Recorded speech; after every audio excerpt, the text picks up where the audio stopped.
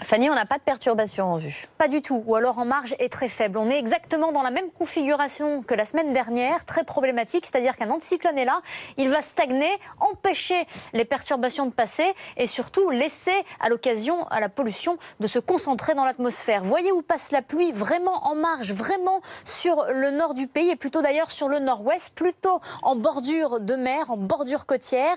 Et puis les nuages, ils sont de moins en moins présents en allant vers le sud, à l'exception du golfe du Lion. Pour demain, il y aura quelques entrées maritimes ici entre le Gard et les Pyrénées-Orientales. Les températures, elles, auront tendance à baisser un petit peu dans le nord et on s'attend à des conditions anticycloniques vraiment persistantes, mis à part sur le golfe du Lion où là, de la pluie devrait rentrer un petit peu plus jusqu'à Avignon.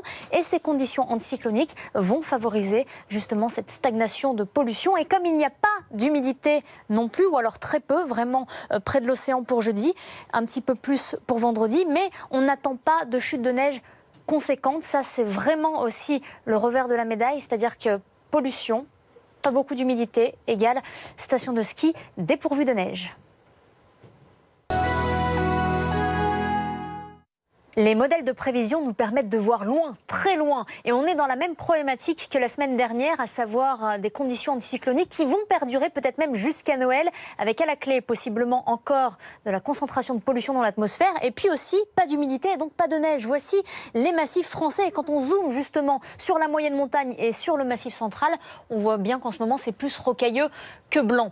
Pas de chute de neige donc pour le moment prévue, en tout cas pas vraiment conséquente. Et regardez où passent les perturbations. C'est toujours la même histoire, elles sont refoulées plus au nord, sur l'Atlantique, et elles sont rasantes, ce qui veut dire qu'elles donnent de la pluie, oui, mais plutôt en bordure littorale. Regardez où la pluie passe en ce moment, et ce sera le cas pour demain, vraiment le long de la Manche, avec des nuages et un petit peu de bruine depuis la Vendée jusqu'à la Belgique, quelques brouillards vite dissipés l'après-midi. Les nuages vont quand même un peu se morceler, donc on devrait voir des éclaircies, même en Île-de-France pour demain après-midi, et la pluie plutôt entre la région Picarde et en remontant sur la région lilloise. Dans le sud, beaucoup de soleil, sur les 3/4 du pays d'ailleurs, hormis ces nuages entre le Gard et les Pyrénées-Orientales, des nuages apportés par le vent marin. Pour les températures, eh bien, au matin, on retrouvera les gelées traditionnelles dans l'Est, moins 3 degrés en Bourgogne ou encore en Isère, moins 2 degrés dans le Massif central, 4 à Paris, 11 pour Brest. Et l'après-midi, des températures qui seront comprises